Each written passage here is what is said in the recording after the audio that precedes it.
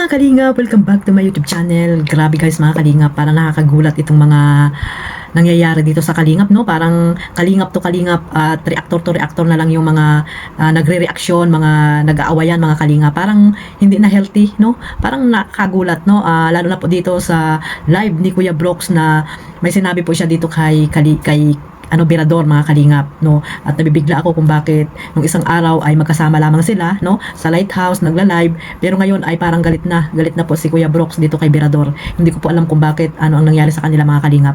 Pero bago natin simulan yan, no, shoutout muna tayo sa ating kalingap founder, kay Kuya Bal Santos Matubang, Ate Edna Vlogs at Kalingap Rab, at sa lahat po ng mga nasa landing pad, ambassador, deputy at mga kalingap scouters, mega love shoutout po sa inyong lahat.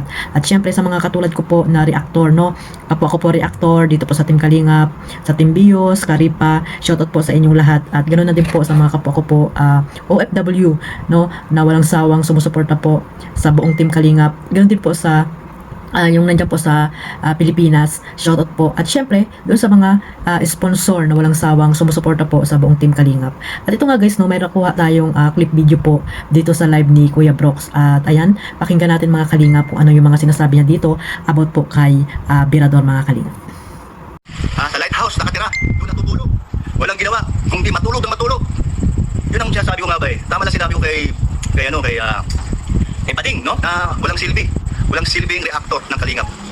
Pareho lang kayo ni Birador. Ayan, Birador, umayos ka. Isa ka pa. Isa ka pa. Napakatamad mo dyan sa lighthouse. Marami nagsusumbong sa akin dyan.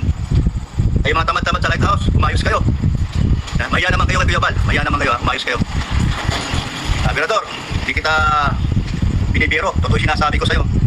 Kahit magkaibigan tayo, kahit magkakumparin tayo, pero yung mga narinig ko dyan, hindi na maganda sa aking pandinig. Pareho lang yung tatlo, walang silbi. Yung matandang dalaga, ayaw ko na kung dalagang matanda na ba ito, matandang dalaga tawag yan, o lula na.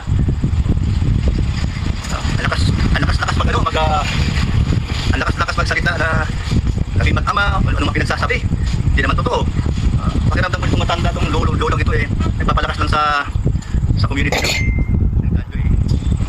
O kaya naman sa mga OFW, diba? Ibig, para kampihan siya. Nako, huwag kayo maniwala dyan sa piking.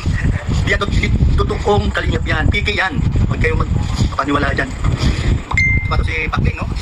So ayun mga Kalingap, at ayun nga si Kuya Brooks, no, sa mga hindi nakakaalam, si Kuya Brooks ay merong team, no, yung Team Brooks, at nakasupport sila dito sa Danjoy, syempre tatayan ni Kalingap Dan. At sa nangyari nga mga Kalingap ay talagang nagkagulo-gulo sila, no, mga Kalingap, pati marami nang dinadamay, no, marami nang nadadamay, pati sila Kuya Brooks, sila Hana, or yung pamilya ni Kalingap Dan ay mga binabas na po, mga Kalingap, or dinadamay na po ng mga ibang supporters po ng Danjoy. Sana naman wag naman pong ganun, mga Kalingap.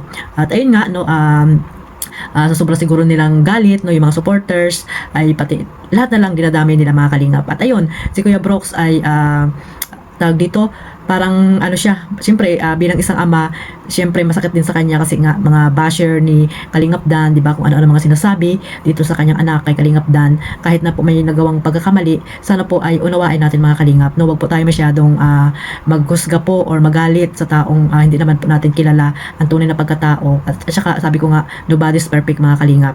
At ito si Kuya Brooks, no, ang maipapayo ko lang dito, sana tumigil na siya, no, wag na siyang yung magla-live na galit, no, lahat na lang ata ay galit siya, no, lalo sa mga reactor. Hindi naman nila lahat ni Kuya Brooks yung mga may galit lang sa kanya, yung mga nagko-content, no, lalo kay Sir Sangkay. Ayan, nagagalit siya kay Sir Sangkay kasi nga daw yun nga, yung nire-reactionan siya.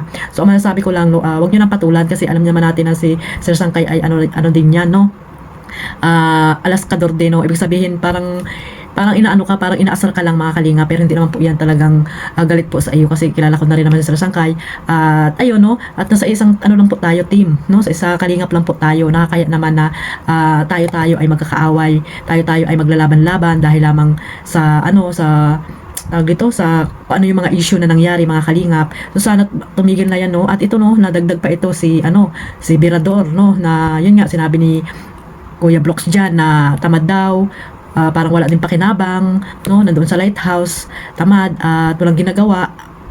bakit naman ganun Kuya Brooks ang mga sinasabi mo, no? At alam naman natin na si Berador ay nandyan yan kay Kuya Bal, no? Laging kasama ni Kuya Bal yan. Kung wala si Berador, sino ang magiging kasama din ni Kuya Bal, di ba? Ilan na lang yung makasama dyan ni Kuya Bal dyan sa lighthouse, at kasakasama ni Kuya Bal si Berador, nag-ano po yan, no? Nagbablog doon sa mga inuutusan niya ni Kuya Bal para mag-vlog doon sa mga hindi na pupuntahan ni Kuya Bal. Nakikita mo naman po Kuya Brooks, di ba? So nung isang araw nagtataka ako bakit kasama mo, di ba, si tawag dito, si Berador. Siguro may ano lang mga kalingap, may hindi lang sila nagkaintindihan kasi nga doon sa isang reaksyon ni Sir Sangkay ata yun na sinabi ni Berador, hindi ko lang alam kung di ako nagkakamali mga kalingap, baka yun po yung hindi naintindihan ni Kuya Brooks, no, yung mga ibang reaksyon po na hindi po niya naintindihan, kaya pati si Sangkay na nga, si Berador ay nadamay or nagalit po itong si Kuya Brooks kay Berador. Kaya nagtataka ako mga kalingap kung bakit na reaksyon na live niya, no, nagalit siya kay Berador, nung isang araw lamang ay magkasama po sila sa lighthouse na nagla-live. Tapos kanina, no, nakita ko na galit itong si Kuya Brooks, at yan nga ang mga sinasabi mga kalingap. So sana mga kalingap, no, nasa isang team lang po tayo, nakakahiya naman sa mga kaaway ng team Kalingap, sa mga anti-Kalingap.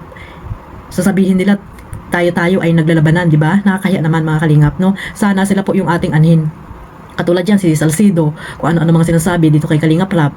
Di ba dapat yan yung mga inaaway natin or nire-reaksyonan or yan yung kalabanin natin, hindi yung tayo ay naglalaban-laban, no?